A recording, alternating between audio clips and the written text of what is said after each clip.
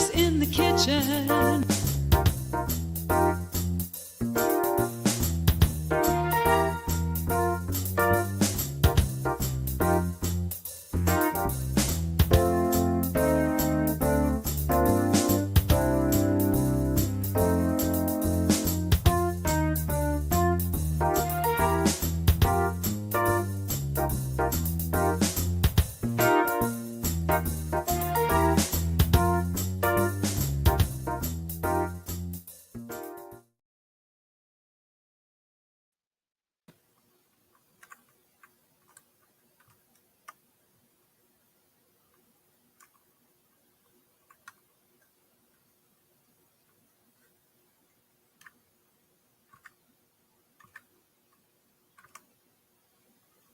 Uh-oh.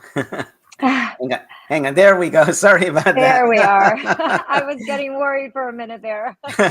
I was fumbling a bit. We're not used to doing these pre-recorded shows. Welcome, everybody, to our November show. Today is November 23rd. I just finished teaching today's Fibonacci or Pingola Day, 1123, if you are a math person. So welcome to our November and December shows. We are rebroadcasting, just like we did last year. We're all busy. And so we are picking the best of some of our favorite recipes. So we have several days coming up. That's actually the old one. We have today, and then I'll mention the other dates coming up as well. Here they are. Here's the dates. So we're today at 2 p.m. Eastern time, and then next Friday, Cody Stubbe will be putting that one together. And then Thursday, December 11th, Carolyn Strickland. But for today, Susanna is curating our show. So we're going to be behind the scenes. We're going to show the videos. If you've seen these, you may have seen these before, but we're compiling the recipes just for these shows. So Susanna, what do we have in store for watching today? All right. Well, we have a great show today. We're going to start off with one of my favorite holiday recipes, and that's my peppermint chocolate brownies, because to me, right, peppermint and chocolate, you can't go wrong. Dilip, you're going to share your stovetop apple crunch, which I have made a couple of times already since, and it's really good. Suzanne will present her sweet potato pancakes. And then last, we'll have Karen with her cranberry relish. We know how important cranberries are to any holiday table. So I'm really looking forward to these recipes again. So great. We're going to be behind the scenes answering questions, and we'll get on at the very end for a few minutes if there's any more questions. No giveaways this time. And then we will also, when we get back together, show you what the upcoming shows are. We have our January, February, and I think March shows scheduled. So let's see if we can figure out this pre-recording. Feel free to ask questions anytime. So Susanna and I are going to be whisked away, and let's see if this works. So here goes.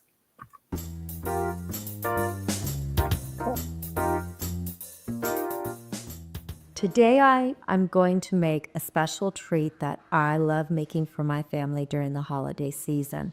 And when I think of holiday treats, I think of peppermint. I love peppermint, and I loved candy canes. As a kid, my mom would put candy canes on our tree to decorate, and oftentimes when they went missing, she always knew who was the one. I had 5 siblings, but she knew who was the one most likely to have eaten them.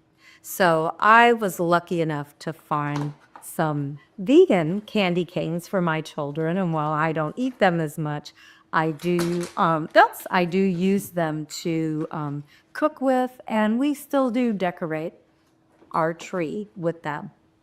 But these brownies are very simple to make. It's actually a PCRM recipe that I had just added 2 additional components to, and that is mint and my peppermint candy canes, because it gives it a more Christmassy kind of flavor. I don't know why mint is I associate with Christmas. But we are going to start making these, and I love making these because they just go in the food processor, one pan, not a lot of cleanup, and they are so good. So we are going to start with black beets. And I know many of you may have made brownie recipes with black beans. And if you haven't, I guarantee you will not know. You will not taste the beans. Make these for your family, make these for your friends, make these for people who aren't plant-based, and they will ask you for the recipe. And don't tell them it's beans until they see the recipe, and then they're going to be amazed that black beans could make something so delicious. Okay, this is 2 cans of black beans, and I did rinse them and let them dry a little bit. Then we're going to use another ingredient which adds added fiber and nutrients, and that is raspberry jam. Now, I found no sugar raspberry jam. I know you can get one. There are some that are reduced sugar, if you don't mind the sugar. But I think there's going to be enough sugar from the next ingredient or enough sweetness from the next ingredient that I add, which is going to be dates. So I have a cup of dates that I just chopped a little bit so that they would blend quicker. So I'm going to put those in.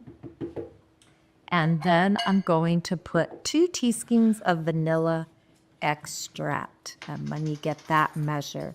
Now, I talked about fiber a little bit. These brownies, 1 serving is going to have 9 grams of fiber. That is, just incredible. And I like knowing that even making a treat, that I'm still eating healthy, fiber-filled foods that are going to keep me on track with my wellness goals of eating plant-based. It's just, I'm very thankful for all these recipes that you're seeing on today's show that, you can have brownies. You can have other things. So let me go ahead and get this mixed.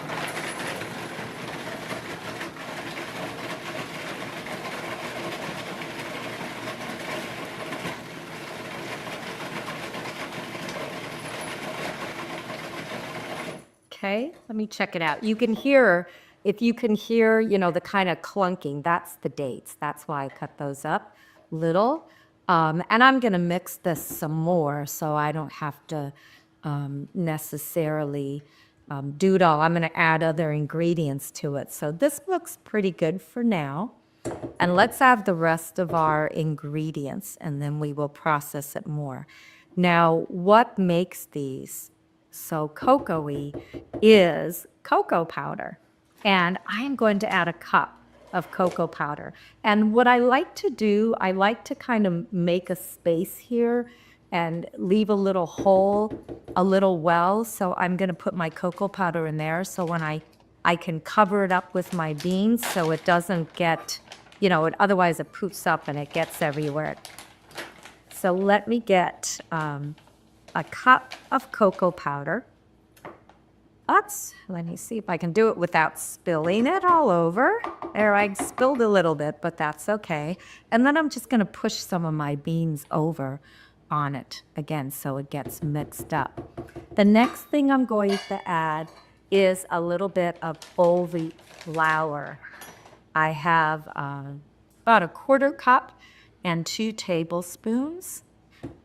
And then I'm going to add a 1/2 teaspoon of my mint extract. Ugh, I wish you could smell that. It smells so good.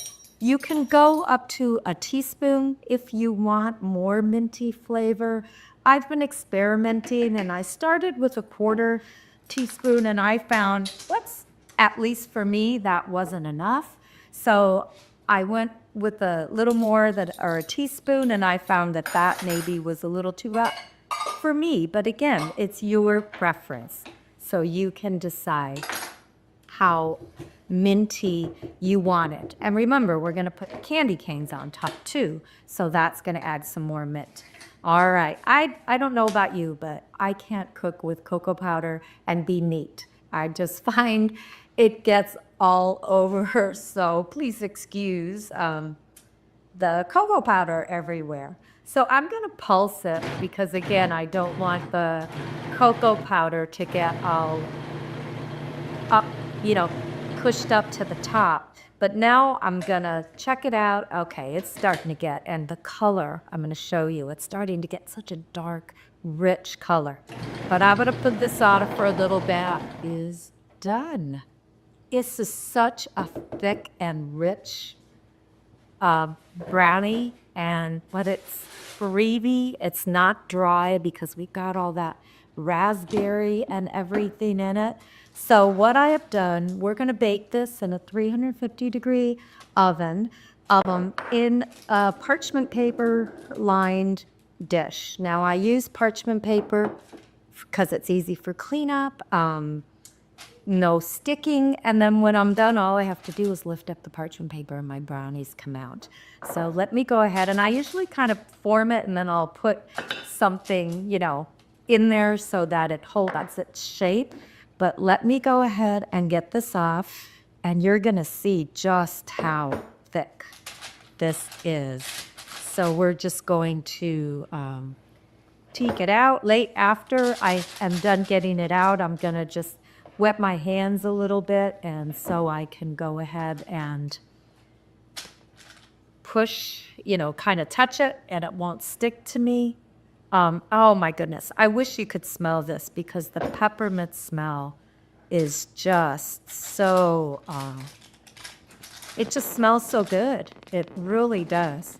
And it really adds. And what I like, this is my favorite brownie recipe, but if you have another favorite brownie recipe, I'd say, go ahead and use that and add your own mint. Add mint, and make them Christmas or, holiday just by doing that. But you can really adapt any brownie recipe that you want. Okay, I don't even think I need to maybe do it with my hands. I'm just going to take a little bit more out here, and then I'm going to talk about when I cover them, because I've got almost all of it out. But you see how nice and thick these are. And remember, 9 grams of fiber. Just incredible. So there we go. This is going to go in the oven, 350, and after you pull them out, you're going to let them cool a little bit. Let me show you. I'm just going to take a candy cane, and again, I use my mortar and pestle, and I am just going to crunch them.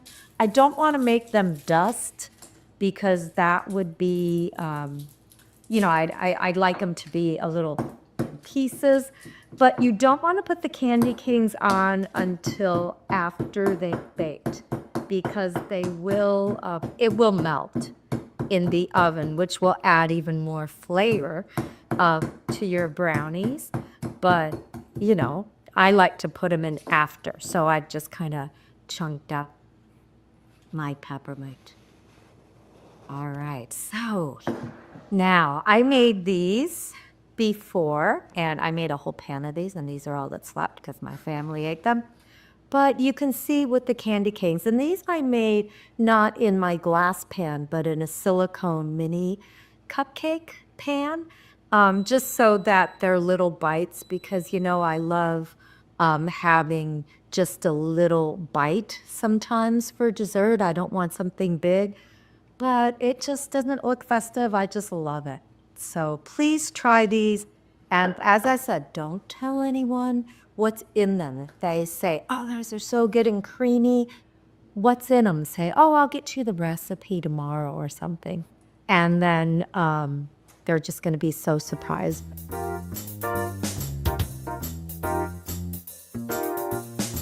I'm making a stovetop apple crunch. Apples are a good source of fiber. You've heard that an apple a day keeps the doctor away. And I love this apple. It's called a sugar bee apple. I don't know if you can see the label. I took the label off the others, but I left this one with a label. I love the sugar bee. It's juicy, sweet, and it's just wonderful. I buy extra for my neighbor. It's now my neighbor's favorite apple. Let's actually get going cooking. I'll tell you more about the nutrition as we cook. So I'm going to start with some rolled oats. So let me just get a spoon. So I'm going to take 5 tablespoons of rolled oats. Rolled oats are wonderful, great sources of fiber and magnesium. I'm going to put 5 tablespoons. And what I'm going to do is I'm going to optionally toast them. So there we go. There's the oats. Okay. Now this is optional, but it adds some nice flavor. So I'm going to put this on a medium heat. Okay. And to save time, while it's cooking, I'm going to pick one of these apples. Let's pick this one. And I'm going to cut the apple into 1/2-inch pieces.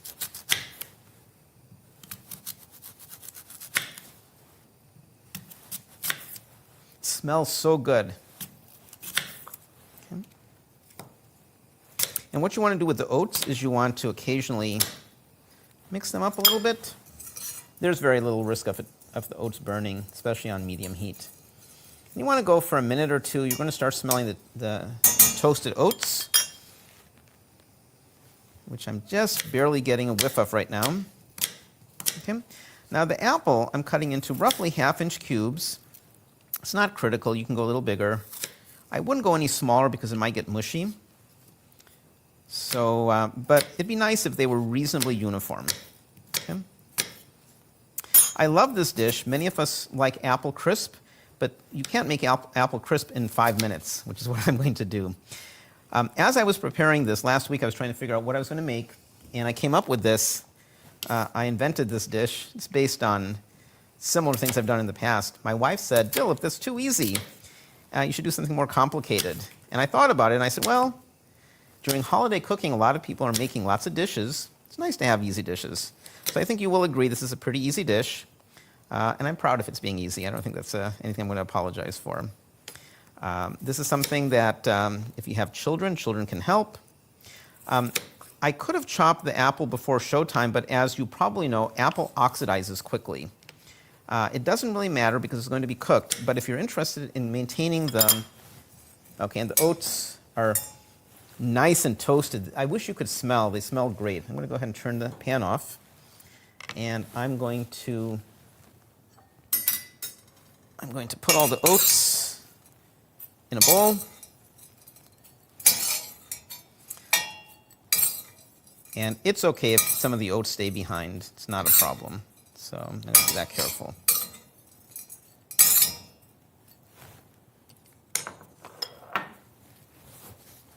But let's get the oats out. Okay. There we go. Smells so good. Toasted oats are great. If you make oatmeal, this is a great way to start. Okay. And now what I'm going to do is I'm going to turn the pan on again, on medium. And I'm going to put the apple in. Almost done chopping. I'll put the apples that are done. I'm using a high-quality stainless pan. You want to use a heavy skillet. Stainless would be the best. You can hear the apple sizzling. And as I was saying, that apples do oxidize, and if you're concerned about the color of the apple, then you'll want to coat them with some lemon or lime juice, and that'll slow down the oxidation. But these are cooking, and I'm not really concerned about that, but I could add a little bit of lime if I wanted to. I was considering adding a little bit of tangerine or orange.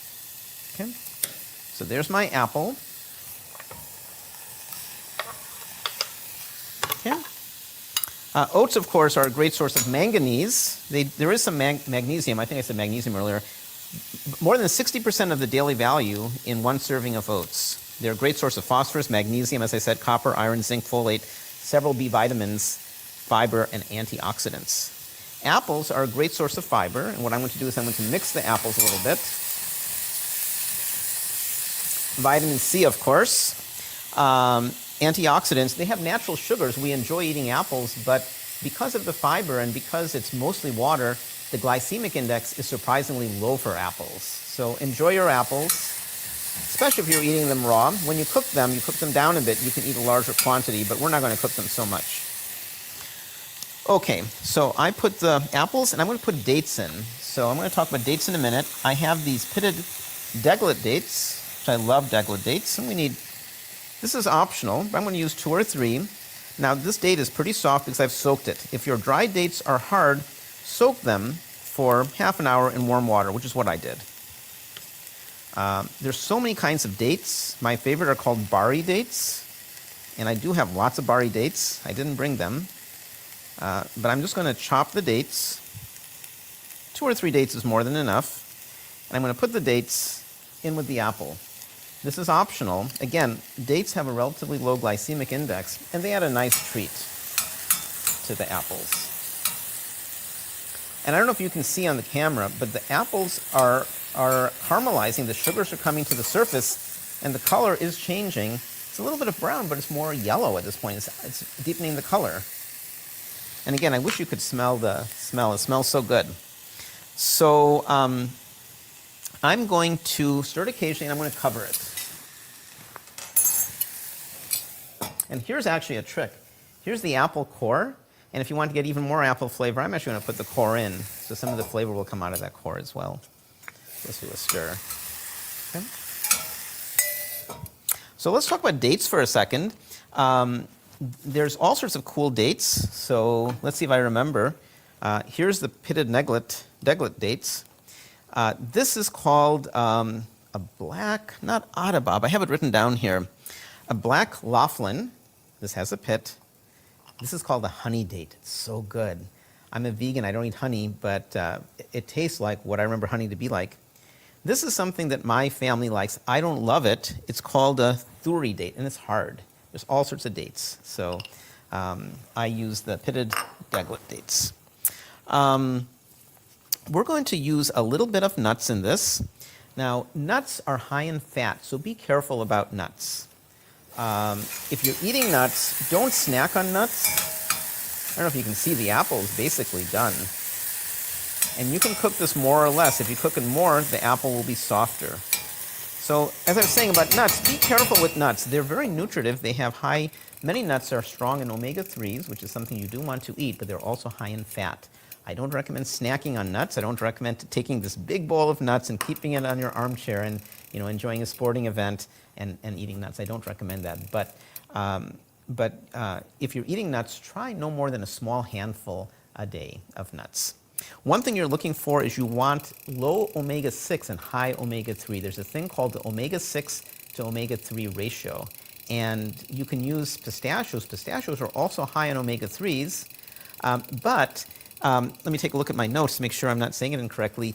The walnut is surprisingly, it's closest to 1. You want, ideally, a ratio of omega-6s to omega-3s to be 1 to 1. But pistachios are above 50 or almost 50, and walnuts are around 4. Okay, I'm going to turn the pan off because it looks like it's nice and done. And if you notice, I'm going to take out the apple core. How long was that? Like 3-4 minutes? In my recipe, and you will we'll share the recipe document with you. In my recipe document, I have recommended 5 minutes, but I think that's done. It looks like a nice roasted apple. And now what I'm going to do is I'm going to put some nuts in. I'm going to put just about 3 half walnuts in, and I'm going to hand break them into chunks. Okay. If you want, you can add 3, 4, or 5. Okay, so I'm going to go with 3. Actually, I'll go with a 4th one. Okay. And then I'm going to add the oats back. These are the toasted oats. I'm going to put them in. I'm going to mix that all in. Now the oats, I like to add at this point because it's going to pick up some of the moisture that the apples have given out. And hopefully this is a little reminiscent of apple crisp without the fat. And I'm going to turn the pan on just for a moment to cook it down just a bit more. But you're basically done. There's not much more left. Okay. If you use pistachios, you may want to use a food processor or a spice grinder to get a rough chop. And then I'm going to let it sit for just a minute, and then I'm going to mix in some vanilla. I love vanilla. And I'm going to mix some cinnamon in. I can put the cinnamon now, actually. Actually, let's go ahead and put the cinnamon in now. So I'm not measuring, but I do have in my recipe suggested measurements for you. So I'm going to call this done. It really smells nice. You can serve it as is. You can make some coconut cream, which I believe my colleague Mark Surkvenik has demonstrated using chickpea water. We've had a couple creams, so if you want to get a vegan cream and put it on top, you can. You can put a little bit of sweetener like this pomegranate molasses, which is what I'm going to do. Okay, so I'm going to serve my stovetop apple crisp. It really doesn't need sweetener. And I forgot to add the vanilla, didn't I? So let's add a little bit of vanilla.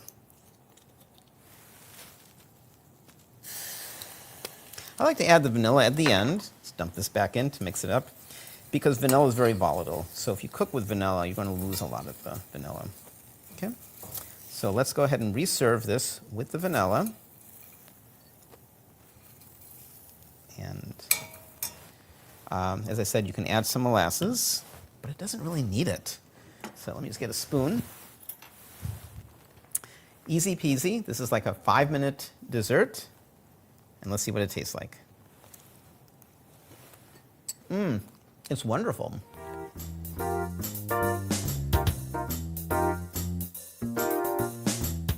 So here I am making sweet potato pancakes. So it's so easy to take a pancake and give it other flavors, like you can mash in blueberries or make them really sweet and dessert-like with chocolate chips, which isn't necessarily that healthy, but also a fun treat for kids. Well, these can also be really fun for children to make or just adults to make, because mashing up sweet potatoes is kind of a fun chore, and you can make a beautiful, colorful pancake. So what I've already done is cooked my sweet potato. I just wrapped it in some paper just to kind of keep the steam inside. And we're going to go ahead and just sort of split it open. And then it's really easy just to kind of peel away the skin. And then dump your actual sweet potato into a bowl. Sometimes it's easier just to kind of scrape it out, and you can kind of see how it's steaming, and which makes it really easy to mash when it's still warm. Sometimes it's nice, you can roast your sweet potatoes ahead of time, but when you go to mash them, if they are warm, it's a bit easier to do so. So I just like to kind of take a spoon, mash them down. Another really easy trick to this is to put them in a high-speed blender, but being on camera and with the noise, I didn't want to go ahead and do that today. So we're just going to mash them down as fine as you can. Make sure there's no skin inside, like I accidentally did here. Just pull that out, because the skin in a pancake would not taste too good. And if there's any kind of little hard spots left from the potato, go ahead and remove those as well. Sometimes the ends are a little stiff or a little like stringy like. And then just mash it as best you can. And like I said, it's real easy to do. The one thing about this sweet potato pancake recipe is that I really enjoy buttermilk pancakes because they're a little lighter, fluffier, a little tangier. So what I like to do is go ahead and make a buttermilk with my plant-based milk. I enjoy using flax milk. I like the texture of it. I like the flavor of it. It's really creamy, really good to bake with. So I've already gone ahead and mixed together some lemon juice with my flax milk to create a buttermilk. You need to let that sit like 10 minutes to kind of let it curdle a little bit. And you can kind of see the texture, how it's kind of starting to get sort of thick. So that was 1.5 cups of milk and 1.5 tablespoons of lemon juice. So I've already mixed that together. I'm going to go back and I kind of know that this potatoes are, if I'm eyeing it, but what you can do is take a measuring cup, measure out your potato after you've mashed it, and then, just kind of put your extras aside, enjoy them, put a little salt and pepper on them, and eat them as a snack. But right here is about a cup of mashed sweet potato, and now I'm going to add in my buttermilk that I've already created about 10 minutes ago. I'm going to stir that in, scrape that out. And I'm actually going to go ahead and use a whisk because it gets this a little bit more fine. And then I'm going to add in my maple syrup.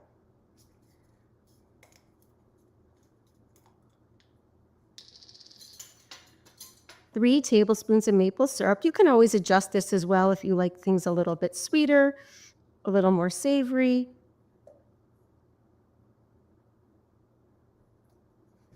And also make the syrup, just serve them with after. And I'm going to use 1 teaspoon of vanilla. Sometimes I actually add in 2 because I like the flavor that it provides. And we'll go ahead and do that today.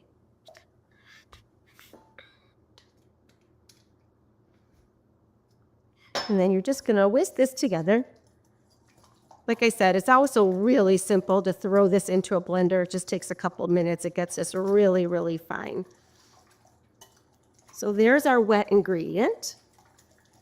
And now we're going to take another bowl and create our dry ingredients. I've already started to measure out my flour. Here's the first cup. Today I'm using the gluten-free all-purpose flour. You do not need to make these gluten-free, but when you substitute gluten-free for regular flour, make sure the type of gluten-free flour that you're using is already pre-mixed with either like a xanthan gum or a tapioca flour or tapioca that creates like the binding effect of the flour. So we're going to go ahead and get it off the second cup. I'm actually already cheated. I already know that there's another cup in here. And now we're going to add in our baking powder. And 2 teaspoons of baking powder. I like to really level that off.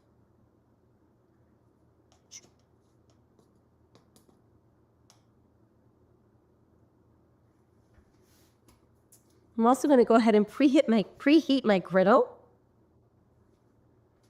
I turn that up to about 350, which is like a medium-high heat. And I'm also going to add a 1/4 teaspoon of salt.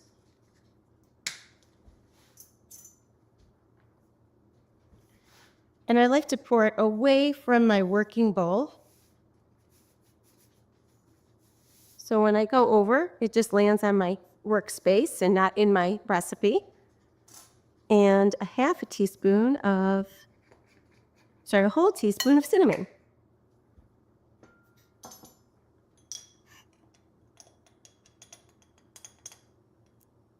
And again, you can adjust this flavor as well, depending on how much you like cinnamon. As you can see, I enjoy it.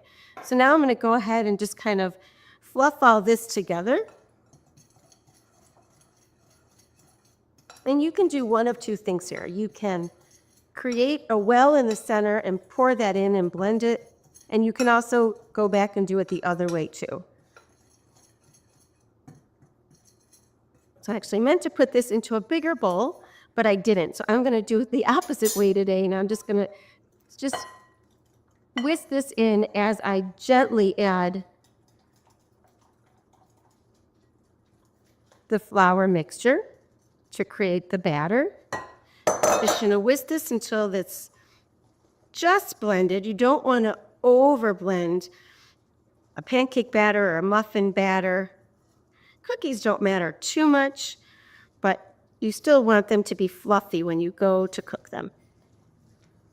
You can see this is kind of a thick batter.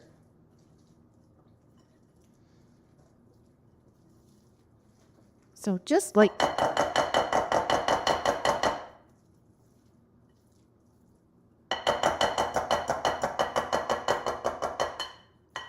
so this is a nonstick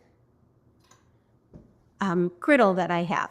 So you technically don't really need much of anything on it when you go to cook your pancakes.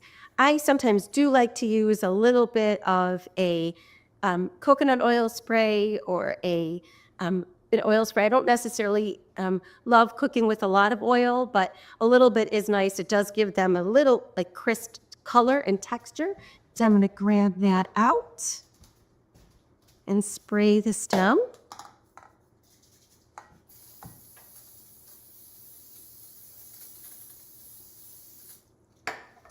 And I let you just use my 1/2 cup measuring cup as a good guide. And you can see that this is a thick batter, and you can just kind of put them right on and kind of pat it down a little bit.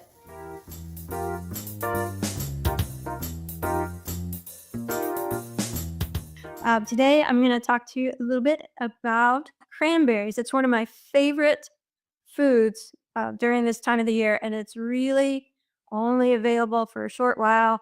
So get them and enjoy them. You can freeze them. You can put them on a cookie sheet and put them in your freezer for a couple of hours, and then you can just put them in a freezer bag, and they'll keep for 6 to 12 months. So if you want to get a head start on your holiday baking next year, do that pretty soon. I will be. So a long time ago, the glaciers were receding, and they carved out cavities that evolved into the cranberry bogs. There were ponds with debris and clay, and cranberries started to grow wild there. And even before the Europeans came over here, the Native Americans ate cranberries and they used them as medicines, and they actually dyed fabric with them. So they were known to be good for you even back then. And then when the Pilgrims came over, they saw, so the Native Americans didn't call them cranberries. The Pilgrims saw the blossoms, and they looked like the heads of sand cranes. And they really do. I looked it up. You should look them up. They're really pretty. But anyway, that's why they started calling them craneberries. And then over the years, it evolved into cranberries. So they grow naturally on vines close to the earth, and they just need the sandy, acidic soil with a high water table. So they don't really grow in water like we think they do, because we always see pictures of cranberries in water. But the wild cranberries were growing like that until like the 1800s, when people decided they wanted to farm them. So they wanted more, so they started farming them, and it takes like 16 months for them to mature. And so they'll plant them like in the spring, and then they grow through the fall the summer, the fall, and they lie dormant in the winter, and then they start growing again in spring until the fall when they harvest them. So they were harvested by hand until the late 1800s. Like 1880s, they developed a tool, a big wood scoop, to help with the harvesting. And even as late as 1927, children were let out of school to help with the harvest. It was that important. So they grow like in the northeastern part of the U.S., the southern part of Canada. But since the 1960s, we've been using a wet picking method, where this big machine is driven through the bogs, and it has a big water wheel, and that pushes. So cranberries float. So the bogs are flooded. They're flooded twice during their growing term. The first time they flooded in the winter to protect them over the winter. And then when they're ready to harvest, they flood the bogs again, and the cranberries float, and then this machine comes through, pushes the cranberries over to one side, where a conveyor belt will pick them up and lift them onto a truck, where they're taken to a sorting house, and they're sorted, they're cleaned, sorted, and then taken to be processed.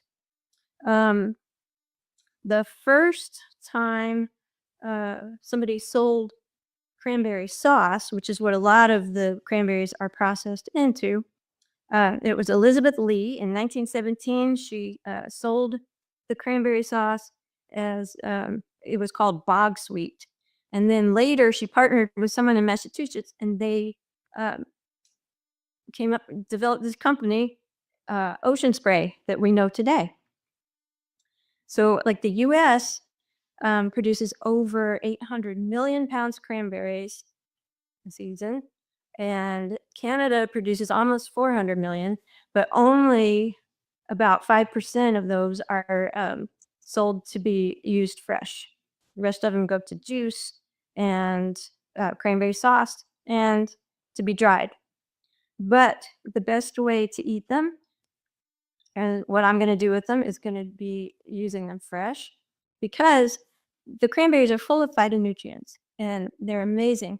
If you had a choice, like most of the time you have to just take a bag of cranberries from the grocery store. But if you could pick them, you'd want firm, like the more red the better, because more phytonutrients are like they increase as the berries get red. So they start out kind of white, and they do sometimes sell white ones, but they're not as acidic. So they're not as tart, but then they're not as beneficial to your body. So those phytonutrients are amazing. They can do so much. Just some of the things they can do is raise your HDL, lower your LDL. They can protect the LDL from oxidation. They can lower homocysteine, lower inflammation, lower blood pressure. They can help prevent urinary tract infections. They can prevent bacteria from sticking to your teeth. And they can also help prevent H. pylori from attaching to the wall, the lining of your intestine or your intestinal tract. So the thing that I'm going to do with them is, and I just took a bag. This recipe is so easy. You really don't need to measure hardly anything.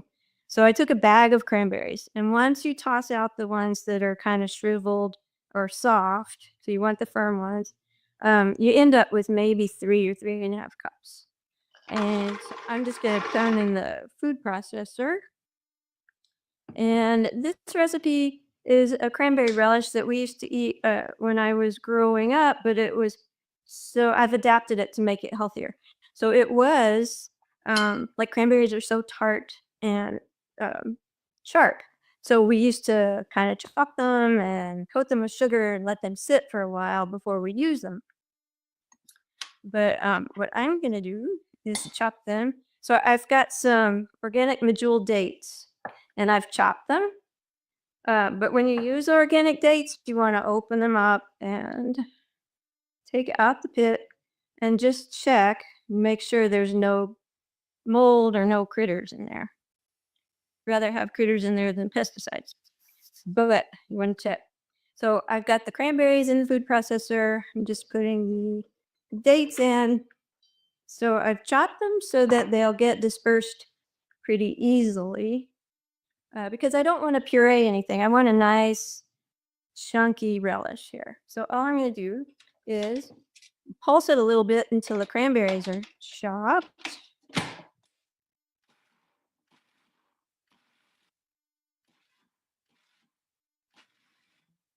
And that's enough. And then what I'm going to do, I've chopped some apples, and 2 apples and 2 oranges. And I chopped them for the same reason, because I don't want to puree anything. Just want it all chunky. And then I'm going to put in some cinnamon, which is antimicrobial, anti-inflammatory. It's delicious. And it's also, it can help you control your blood sugar. There have been a lot of good studies where you don't need that much to have an effect on your blood sugar. Also, I have some ground cloves, which are also anti-inflammatory, and they are kind of a mild anesthetic. And so you can find clove oil in like mouthwash or sore throat sprays. And that's all you need to do. If you want to, you can add some chopped pecans in here, but I'm leaving that out. The other thing I'm going to put in, so this is ground ginger. I just grated it on a microplane. Didn't even need to peel it. I'm putting it in, and it's going to give it a little kick, and that's also really healthy for you, really anti-inflammatory. But if you have children at your table, you might want to leave that one out. It's still delicious without the ginger in there. So I'm just going to put the lid on and pulse it until everything's pretty mixed up.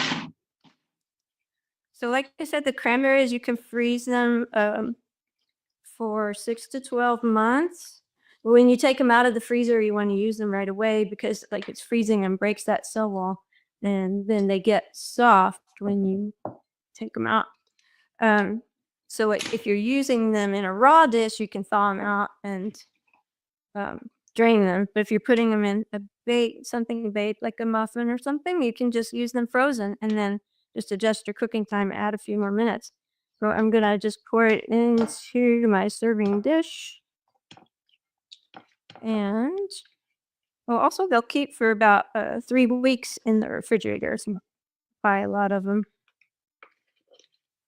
Then here we have the health promoting, anti-inflammatory, delicious, cool, and refreshing dish to go with all the savory, yummy Thanksgiving dishes at your table. All right, that was good. So I guess we managed the pre-recordings okay. Thanks, Susanna, for picking curating such wonderful recipes. We've seen them all, and it's just great to see them again. Yeah, it's made me want to go back and make them all again. When I first saw yours with the peppermint, I said, I've got to make that. I still haven't. And so I'm so glad to pick that because, my daughter occasionally gets like at parties these candy canes and she'll eat them once in a while, but we're not candy people. So I bet I have a candy cane someplace. So well, the ones I bought and they make them, they're called Yum Earth and they're totally vegan and they don't have all, they're still candy, but they're more healthy than the typical ones. So I check them out if you're interested in, and other people watching, if you're interested in getting candy for your children that is a little bit healthier. It's a great option. It's interesting you mentioned that. So some people on the show may not know why sometimes people avoid things like what's the corn syrup? I don't buy it, so I don't even know. Oh, yeah, high fructose corn syrup. Yeah. So, do you want to take a moment and talk about high fructose corn syrup? Well, just with what little knowledge I have of it, it's it's a process. It's not a natural food, natural.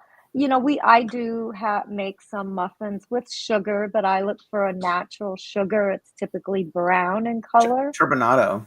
Yeah, and it's not, and it's vegan because a lot of sugars are processed with animal bones. Bone char. Right. So, high fructose corn syrup is a processed food. It's not a real food. You wouldn't find it in the natural world. So we want to avoid it, and it's in, unfortunately, a lot of products. It's the salt, oil, and sugar. They think putting high fructose syrup makes it sweet, and then it makes us want to eat it more. And so, even before I was plant-based, I tried to make sure that I avoided products with high fructose corn syrup. And those kinds of foods make you fatigued, really tired as well. So, you made a good point that when we do make cookies or muffins and we need sweetener, there's many other choices like maple syrup, or if you want to use sugar, then a simple sugar like turbinado sugar or evaporated cane juice, something like that. Right. Date sugar now, that's my go-to. Which sugar? Date sugar. Oh, date sugar or coconut sugar. Coconut sugar has a low glycemic index. Exactly. And then monk fruit extract is another sweetener, which has some positives and some negatives. Michael Greger from Nutrition Facts has mentioned that the erythritol in it may not be great for you, but it has, doesn't it have no glycemic index? Yeah, I think so, yeah. Another disadvantage is it's expensive. So right.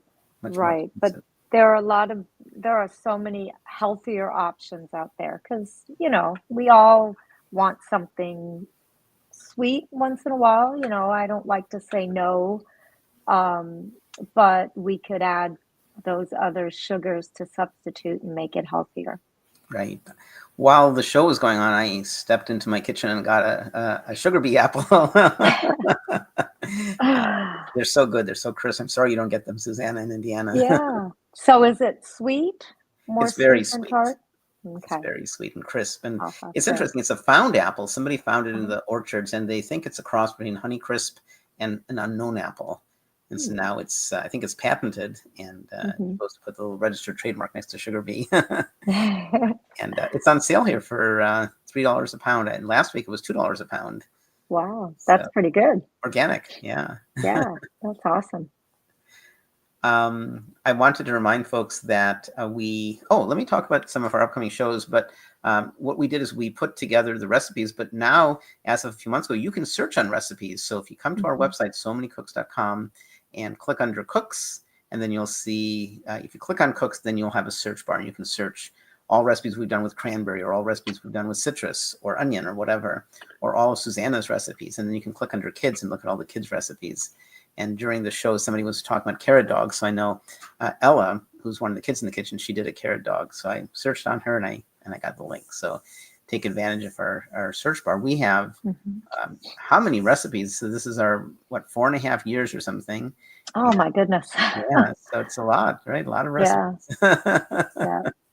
Yeah, but the website, we have to give a shout out to Mark Cervenik because he did that website and it's just awesome. Like you said, Della, being able to put in an ingredient and having something come up, he did a great job.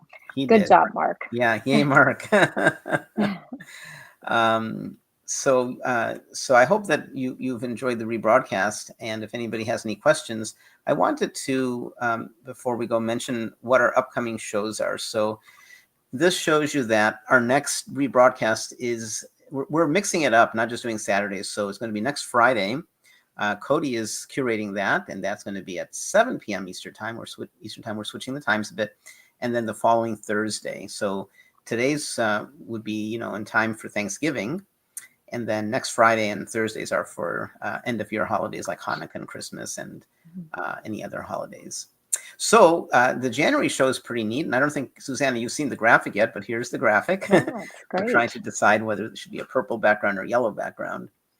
But of course, everything we do is vegan and plant-based. So we're thinking of doing a cheese show. And after I finish showing the graphic, I'll tell you more about this show. And then Mark actually for years has been saying we should do something for Black History Month. And so in February, we're going to do a show, probably February 3rd or 10th, but that's not finalized yet. So much soul food. So that should be fun. I wanted to mention the cheese show. I think this is long in coming. A lot of people who are vegan, cheese is tasty and it's very addicting.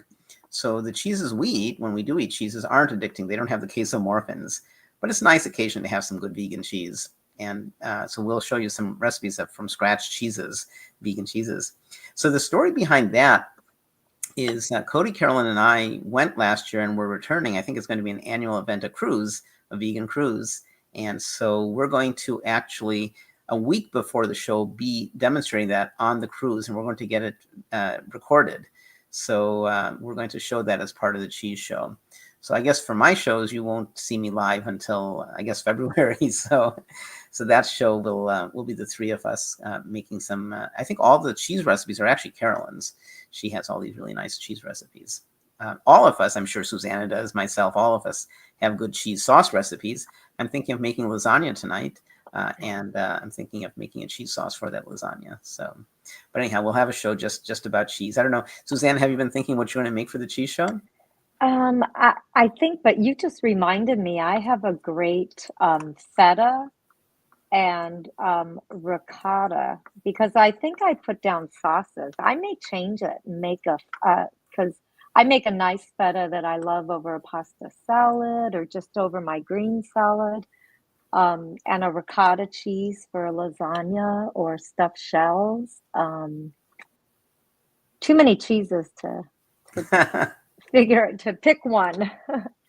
Lisa, good to see you, Lisa. Cool. Lisa says, excited Yeah. about the cheese show. I like condiments too. So yeah. And by the way, what is the March show? Maybe it's eggplant. I can't remember. I think it is eggplant. Yes. Eggplant. Yeah. So Yeah. we actually have graphic. Another one of my favorite ingredients. I love eggplant. In fact, Me my too. lasagna, if that's what I make today, is going to be an eggplant lasagna. Cool. Cool. What time is dinner? Let's see.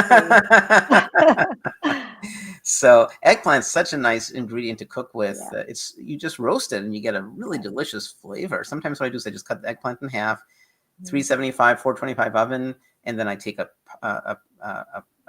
plate and I put some sort of maybe coconut aminos or something, some liquid, or some broth of some sort, and some herbs, fresh garlic, and I put the eggplant face down on that, and I roast it for 35, 40, 45 minutes, and it gets caramelized and just soft, and you just scoop it out, and it's just so good.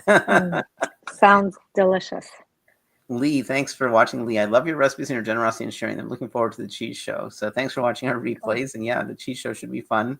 You'll see Carolyn, Cody, and me in our on the ship, and you'll probably see the ship's chef as well, which will be fun. They have a really nice kitchen. Julie made a comment. It's good to see you. I don't think I think you're new to the show, so I'm glad you found us. This is an atypical show. This one and the next two are recorded. This isn't what we typically do. So I'm glad that you found us, Julie. I'm not sure all three of them, if they're going to be attended, like Suzanne and I are attending. Some of them, we might just be behind the scenes and not doing any live portion, but this one, we are here for a few minutes. So yeah, the feta cheese recipe.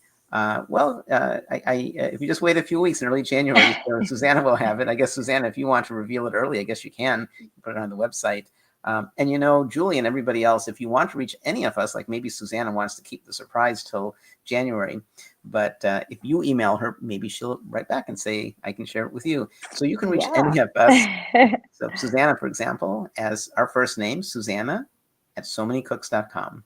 So Julie, you might be able to get it that way, or just be patient till January.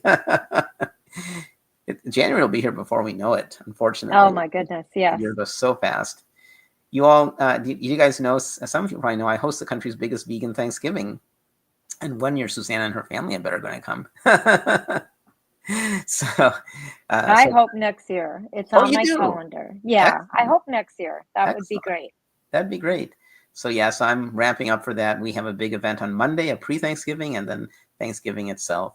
Before our numbers are down since the pandemic. We haven't recovered, but before the pandemic, I was looking at my numbers. One year we had over 900 people. Now that's not at one seating though. So it was like the biggest seating we can have is 625 or something, but we had two pre-Thanksgiving. So all told, it was over 900 people, which is amazing. That's incredible. Yeah. So come some year to Triangle Vegetarian Society Thanksgiving.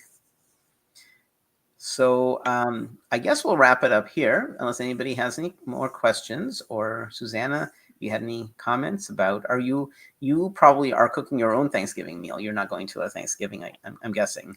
Right. Yes. We still haven't decided what we're making though. I see, I don't know. One year we went rogue. I think during the pandemic, we made homemade pizza because we had bought a new pizza oven. So I'm sure we'll have, mashed potatoes, a nice gravy, some kind of loaf. My husband will probably make his famous seitan ham. But I don't know. I'm still looking. I have fresh pumpkin that I roasted just recently on my website, Eat Plants Be Well, a peanut pumpkin. And so I have lots of pumpkins. So I know I'm going to use that fresh pumpkin for something. But who knows? I'll decide by next week. I did want to mention, I don't know if you know this, but the history of Thanksgiving. So my friend Rin Berry, he's passed away, but he wrote, he was the historian for the North American Vegetarian Society. His research shows that the initial Thanksgiving, it was vegan, with the possible exception of a little bit of wild game. But the research that he's done shows that it was vegan. So if you eat a vegan Thanksgiving, you're really eating a traditional Thanksgiving. The idea of eating turkeys is a new fashioned idea. And thanks so much, Julie. Happy Thanksgiving to you too. The idea of eating turkeys is a very new idea. It was in 1947 or something like that. There was an article in Ladies' Home Journal. I don't know. I think the Ladies' Home Journal is still published. My mom used to get it.